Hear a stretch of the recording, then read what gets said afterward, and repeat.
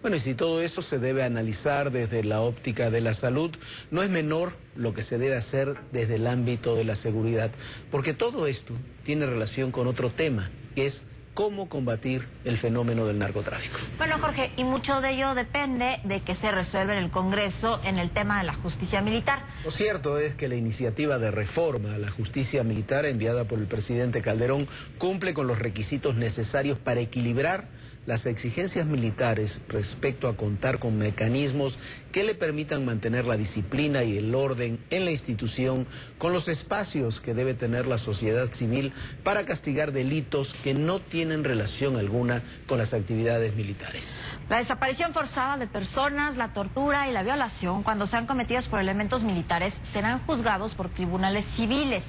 Ninguno de estos actos tiene relación con las responsabilidades y tareas que desempeña una fuerza militar. Y tampoco puede ser aceptable que haya personal que argumente recurrir a una suerte de obediencia debida para ejecutar acciones a todas luces ilegales y violatorias de los más elementales derechos humanos. Bueno, y sin embargo, hay quienes consideran que el fuero militar se debería mantener solo para delitos solamente relacionados con esa actividad, como actos de indisciplina, traición, rebelión o deserción. Pero el hecho es que las normas que rigen a las fuerzas militares en sus funciones son muy estrictas ante todo tipo de delitos y son las que garantizan el mantenimiento y de una disciplina que es indispensable y por lo que se rigen las Fuerzas Armadas. Sí, por supuesto. Se ha dicho también que se debería incluir en esta iniciativa de reforma, por ejemplo, el delito de homicidio o el de lesiones, para que también sean juzgados por tribunales civiles. Pero en ese sentido se estaría cometiendo un error. En una actividad como la militar y sobre todo en las condiciones de la lucha contra la delincuencia organizada, el delito de homicidio o el de lesiones puede ser cometido por muchas razones, por imprudencias, en una situación de legítima defensa, en el cumplimiento de su deber o en el ejercicio de la autoridad, y en ninguno de esos casos existiría la intención de causar daño. Y cuando éste existiera, el propio Código de Justicia Militar considera que si un elemento hace uso innecesario de las armas o de la violencia injustificada, es responsable del delito que resulte y le será impuesta la pena que señala el Código Penal Federal o local, cualquiera que corresponda. Sí, sostienen, además, representantes de las Fuerzas Armadas, un argumento que no se debería desechar, sobre todo en la situación que estamos viviendo. Se debe pensar que los grupos del crimen organizado no tienen estrategias para utilizar los derechos humanos o la justicia a su favor, es simplemente pecar de ingenuidad. Ya lo han hecho y lo hacen. Esta es una historia de esa utilización, en Tabasco, por cierto, de un hombre llamado el abogado de los Zetas. El 15 de octubre pasado se dictó una sentencia en firme contra Francisco Javier Estrada Sánchez, un abogado apodado El Goli, acusado de delincuencia organizada y delitos contra la salud. Este litigante era conocido en Tabasco como el abogado de los Zetas. Defendió a más de 60 integrantes de esa organización. Servía de enlace entre los detenidos y los operadores que estaban en libertad. Estuvo íntimamente ligado al atentado contra el general Francisco Fernández Solís. Era parte de una extensa red de policías y mandos de seguridad locales que trabajaban para el crimen organizado y había construido, además, una estructura legal de apoyo a estos grupos con su propia familia que incluía desde el apoyo en trabajos periodísticos de una de sus hermanas hasta un despacho jurídico en donde trabajaba otro de sus hermanos y un grupo de derechos humanos formado por familiares de narcotraficantes detenidos.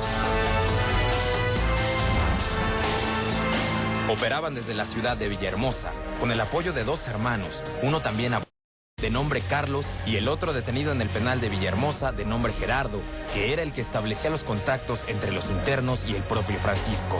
Otra hermana, Cristian, era reportera de un periódico local y está acusada de colaborar con sus hermanos, presentándose en los lugares donde eran detenidos o se habían realizado acciones de los Zetas para tomar fotos, sustraer documentos y transmitir información a sus hermanos. El capítulo más delicado de esta red es la relación que existía entre el abogado y la llamada Hermandad, un grupo de mandos policiales locales que organizaron el atentado contra el general Francisco Fernández Solís en cuanto este fue designado secretario de Seguridad Pública de Tabasco. 3 personajes eran centrales en la hermandad. Desarticulada luego del atentado al general Juan Cano Torres, ex secretario de Seguridad Pública del Estado, David Sánchez Alejandro, ex subsecretario de Seguridad Pública, y José Fernando Santiago, ex subsecretario de Prevención y Readaptación Social. Los 3 fueron detenidos en marzo de 2007, acusados de colaborar en ese atentado. Desde el 2006 hasta el 2009, cuando fue detenido, el despacho de Estrada Sánchez había defendido a más de 60 integrantes de los Zetas. Hay un caso particularmente delicado por las implicaciones que tiene y por su relación con otras investigaciones en curso. El 8 de abril de 2008 fue detenido en Guatemala Daniel Pérez Rojas, supuestamente jefe de los Zetas en ese país. Estaba acusado, además, de haber participado en un enfrentamiento en Zacapa que había dejado 11 muertos. Estrada asumió en Guatemala la defensa legal de todos los miembros de los Zetas detenidos. Este ya tiene autorizada su extradición a Estados Unidos, pero la defensa, sobre todo, buscó evitar que fuera extraditado a México.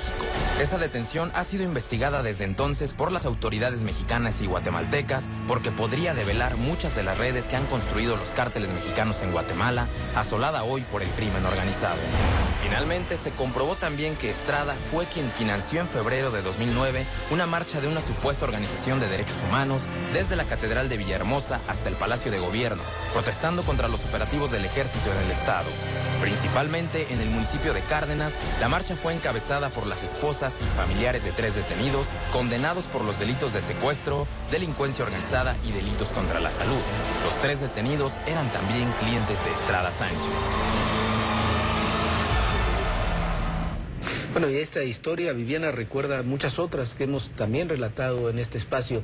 Ese abogado ahí en Tabasco defendía, imagínate, 60 presos de los Zetas, organizó una comisión de derechos humanos ahí local con los familiares de los presos, y recuerda hechos como aquel que platicamos en alguna ocasión, que lo mostramos en el libro de los Maras a los Zetas, de cómo Ciel Cárdenas también mandó organizar familiares, abogados, para crear una organización de derechos humanos, para pedir por sus derechos. Por supuesto, pero aparte llama la atención no solo ellos, si cualquiera uno acude a los reclusorios y se ven los manuales, los libros que están estudiando la gran mayoría de los presos, muchos tienen estos manuales de derechos humanos para poder justificarse y para poderse amparar entre los derechos humanos para que simplemente salgan en libertad, ¿no? Sí, y ahí están los abogados. Habrá que investigar los temas de los abogados, porque hay muchos abogados metidos en muchos ilícitos de todos tipos, y muchas ocasiones se presentan como defensores cuando son parte de los delitos que se cometen. Esa será parte de una investigación. Y hay otra pregunta, muchas veces, y hemos tenido contacto con algunos de estos abogados, les preguntas cómo cobran,